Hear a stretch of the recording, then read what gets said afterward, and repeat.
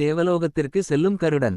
முனிவர்கள் தங்களது தவ வலிமையால் இந்நாள் வரை பெற்ற சக்திகளை தேவலோகம் சென்று இந்திரனை தோற்கடித்து அவமானப்படுத்துவதற்காக கருடனுக்கு அளித்தார்கள்.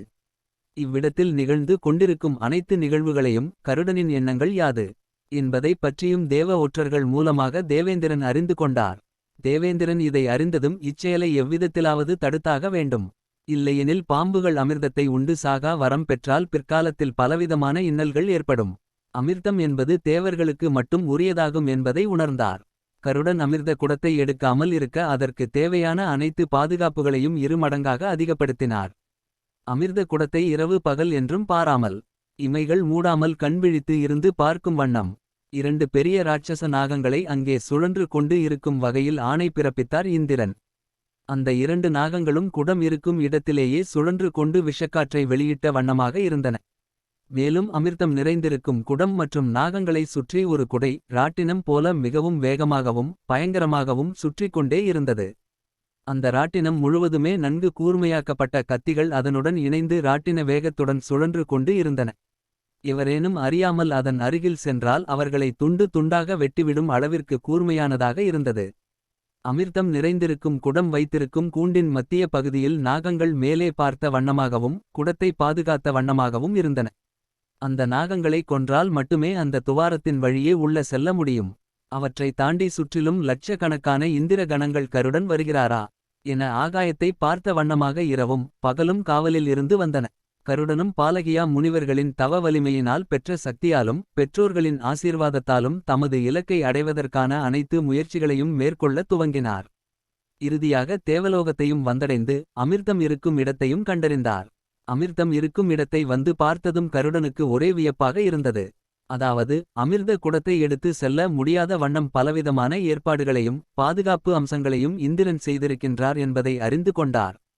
இவ்வகை பாதுகாப்பு அம்சங்களை நாம் உடைத்தெறிந்தால் மட்டுமே நம்மால் உள்ளே செல்ல முடியும் என்பதை நன்கு உணர்ந்து கொண்டார். பின்பு அதற்கு தகுந்த மாதிரி சில செயல்களையும் சிந்தித்து செயல்படுத்த துவங்கினார் கருடன். முதலில் வேகமாக சுற்றி கொண்டு இருக்கும் இந்த ராட்டினத்தை ஏதாவது ஒரு வகையில் நிறுத்த வேண்டும்.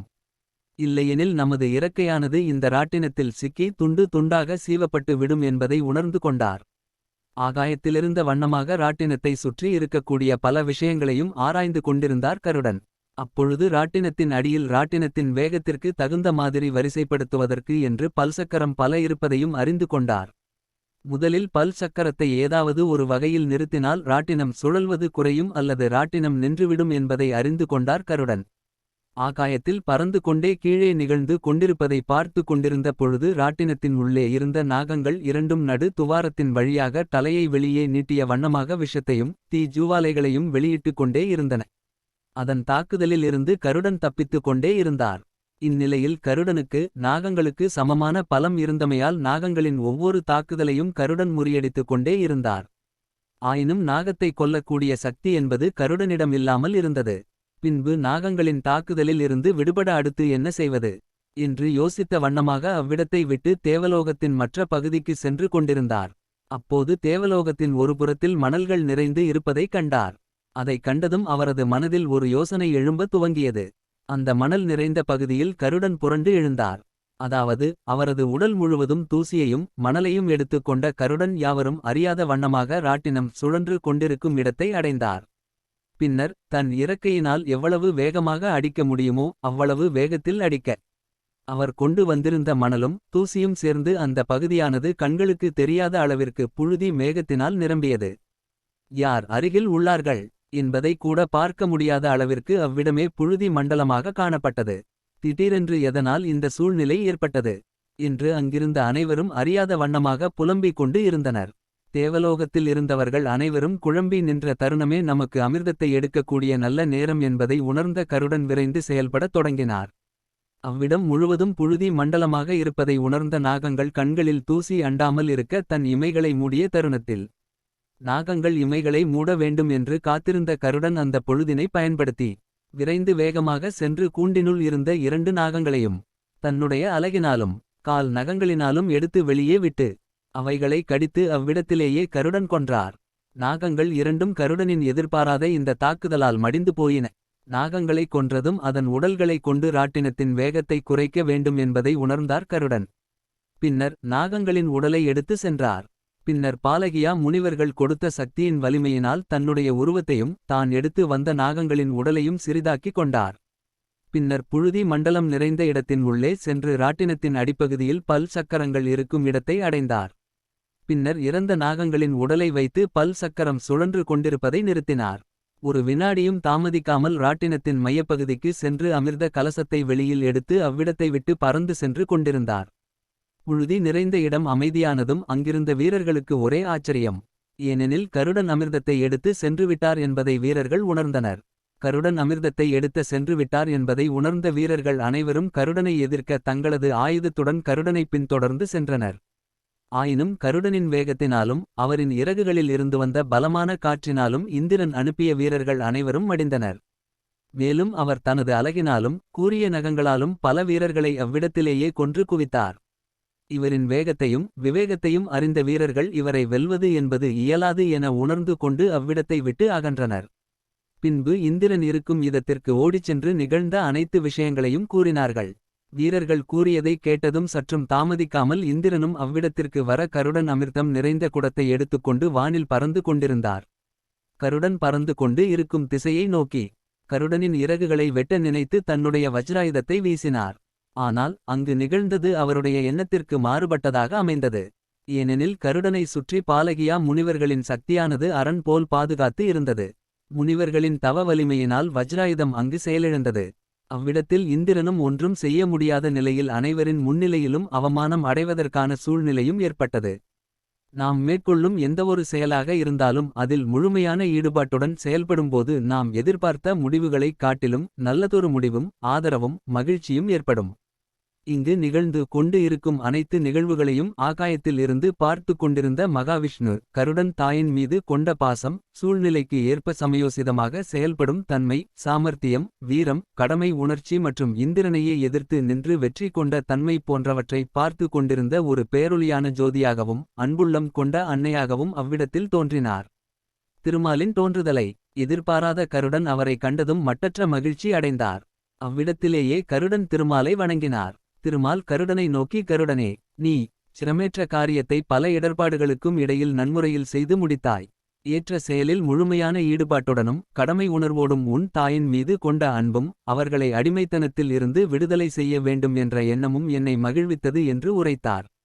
திருமால், அழுகின்ற குழந்தையை தேடி தாயானவர் தேடி வருவது போல உம்மை தேடி யான் இங்கு எழுதருளியிருக்கின்றேன் என்றும் என்னை மகிழ்ச்சிப்படுத்திய உமக்கு என்ன வரம் வேண்டுமானாலும் கேட்பாயாக என்றும் உரைத்தார். கருடனும் பெருமாளை வணங்கிய வண்ணமாக தேவர்களை காக்கக்கூடிய மற்றும் உலக உயிர்களையும் காத்து ரட்சிக்கக்கூடிய திருமாலே, எனக்கு என் தாயின் விடுதலை என்பது மிகவும் அவசியமாகும். அதைத் தவிர வேறு எந்த ஆசையும் என்னிடம் இல்லை.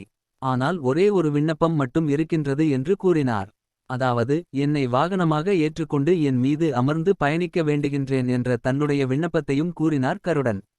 கருடனின் ஆசையை அறிந்து கொண்ட மகாவிஷ்ணு அந்த ஆசையை அவருக்கு வரமாக கொடுத்தார். அதாவது கருடனை தன்னுடைய வாகனமாக ஏற்றுக்கொண்டது மட்டுமல்லாமல் அவருடைய கொடியில் இருக்குமாறும் அருள் புரிந்தார். திருமால் அருள் செய்ததை எண்ணி மட்டற்ற மகிழ்ச்சியடைந்தார் கருடன். அப்பொழுது இந்திரன் அவ்விடத்தில் தோன்றினார். அவ்விடத்தில் திருமால் இருப்பதை அறிந்ததும் அவரை வணங்கிய பின்பு கருடனையும் வணங்கி தான் செய்த தவறுக்கு தம்மை மன்னித்து விடுமாறு கேட்டுக்கொண்டார். அது மட்டுமல்லாமல் எடுத்துச் சென்ற அமிர்த குடத்தினை தந்து விடுமாறு வேண்டினார். ஆனால் கருடன் அதை திருப்பிக் கொடுக்காமல் இருந்தார். ஏனெனில் இந்த அமிர்த குடத்தை எடுத்துச் சென்று சித்தியிடம் கொடுத்தால் மட்டுமே எனது தாயானவர் விடுதலை அடைவார் என்றும் அதுவரை இதை யாரிடமும் நான் கொடுக்க மாட்டேன் என்றும் கூறினார். ஆனால் இந்திரனும் கருடனிடம் அமிர்தத்தின் தன்மையை எடுத்துரைத்து இது அசுப எண்ணங்கள் கொண்டவர்களிடம் சென்றால் பலவிதமான இன்னல்களுக்கு ஆளாக நேரிடும் என்றும் எடுத்துரைத்தார். இந்திரன் எடுத்துரைத்ததை கேட்டதும் கருடன் நாம் மட்டும் சுயநலமாக இருப்பது என்பது நன்மை அன்று என்று கருதி இதற்கு ஒரு மார்க்கத்தையும் கூறினார். அதாவது அசுப எண்ணங்கள் கொண்ட எவரும் அந்த அமிர்தத்தை உண்ணாமல் இருப்பதற்கான உபாயத்தையும் இந்திரனிடம் கூறினார். இந்திரனும் கருடன் கூறிய மாத்திரத்திலேயே உருமாற்றம் அடைந்து திருமாலிடம் ஆசி பெற்று இருவரும் பூவுலகத்திற்கு வருகை தந்தனர். கருடன் அந்தணர் வேடத்தில் இருந்த இந்திரனுடன் தனது சித்தி இருக்கும் இடத்திற்கு சென்றார். அங்கு அந்தணர் வடிவத்தில் இருந்தவரிடம் அமிர்தம் நிறைந்த கலசம் இருப்பதை சித்தியிடம் உரைத்து, நீங்கள் உரைத்ததின் படி நான் அமிர்த கலசத்தை கொண்டு வந்துவிட்டேன். இனி என் தாயார் உங்களுக்கு அடிமையாக இருக்கக்கூடாது என்று கூறி அந்தணரிடம் இருந்து அமிர்த கலசத்தை வாங்கி தனது சித்தியிடம் கொடுத்தார்.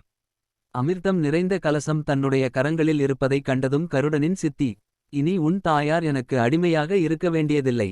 எனக்கு அவர்கள் கொடுத்த வாக்குறுதியில் இருந்து நான் அவர்களை விடுவிக்கின்றேன் என்று மகிழ்ச்சியுடன் கூறினார்.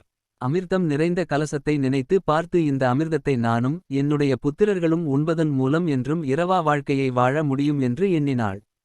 தன்னுடைய தாயாரை சித்தியின் அடிமைத்தனம் மற்றும் கொடுமைகளிலிருந்து விடுவித்ததை எண்ணி கருடனும் அவருடைய தாயாரும் மகிழ்ச்சி அடைந்து ஒருவருக்கொருவர் அரவணைத்து அன்பை பரிமாறிக் கொண்டிருந்தனர்.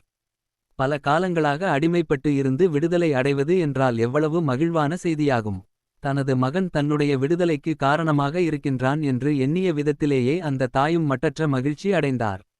பின்பு அந்த அமிர்த கலசத்தில் இருந்த அமிர்தத்தை உண்பதற்காக ஆனந்தத்துடன் கருடனின் சித்தி அருகில் சென்றபோது அந்தணர் உருவத்தில் இருந்த இந்திரன் இந்த அமிர்தத்தை உண்ண வேண்டும் என்றால் நதி நீரில் குளித்துவிட்டு வந்தால் மட்டுமே அமிர்தத்தின் முழு பலனும் கிடைக்கப் பெறுவீர்கள் என்று கூறினார்.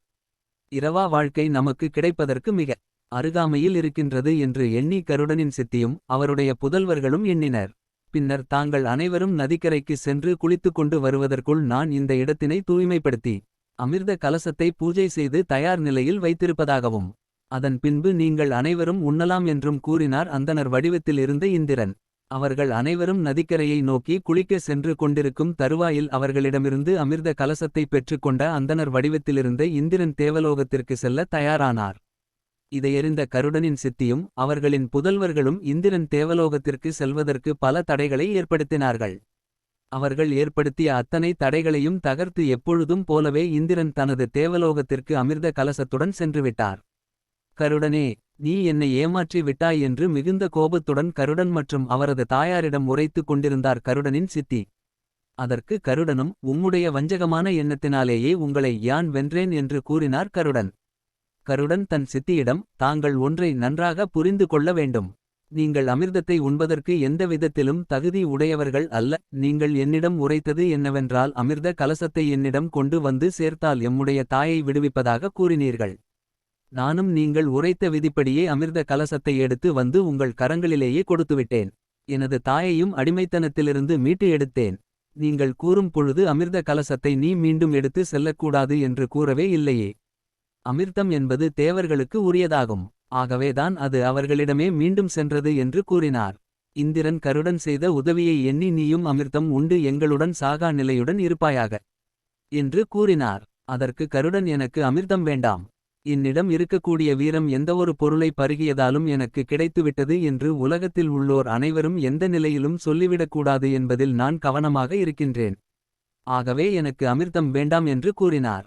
கருடன் அவ்விதம் உரைத்ததும் ஸ்ரீமன்னாராயணன் அவ்விடத்தில் தோன்றி கருடனே, நீ முதுமையும் மரணமும் இன்றி எப்பொழுதும் என்னுடைய வாகனமாய் வாழ்வாய் என்று வரமளித்தார். திருமால் வரம் அளித்ததும் அவரை வணங்கி அன்று முதல் கருடன் பெருமாளின் திருவடி பணிந்து அவருடைய சபையிலேயே இருந்து வருகின்றார். ஒரு பக்தர் உண்மையுடன் கடவுளை வணங்கும் பொழுது அவர்களுக்கு எந்தளவு உயர்வும் முன்னேற்றமும் கிடைக்கும் என்பதை நாம் கருடனின் மூலமாக அறிந்து கொள்ள இயலுகின்றது. நாம் செய்யும் கர்மாவே நமது வாழ்வையும் நம்முடன் இருக்கக்கூடியவர்களையும் உருவாக்குகின்றது. இதுவே கருடனின் தோற்றம் ஆகுமென்று சூதமாமுனிவர் கூறினார். சூதமாமுனிவர் அங்கிருந்த அனைவரையும் நோக்கி இதுவரை நாம் கருடனின் தோற்றத்தை பற்றி தெளிவாக அறிந்து கொண்டோம். இனி பகவான் ஸ்ரீமன்னாராயணன் கருடாழ்வாருக்கு எடுத்துரைத்த விளக்கத்தை பற்றி உங்களுக்கு உரைக்க இருக்கின்றேன். இதை அனைவரும் கவனத்துடனும் தெளிவாகவும் கேட்டுக்கொள்ளுங்கள். பூவுலகில் வாழ்வதற்கு பொருள் மட்டுமே அவசியமாகும். ஆனால் நாம் இறந்த பின்பு நமது ஆன்மா வாழக்கூடிய உலகத்தில் பொருளைக் காட்டிலும் அந்த ஆன்மாவினால் செய்யப்பட்ட நற்செயல்களின் வலிமையினால் மட்டுமே அந்த ஆன்மா மகிழ்ச்சியுடன் வாழ இருக்கின்றது. அதை பற்றி இனி நாம் விரிவாக காண்போம் என்று கூறினார்.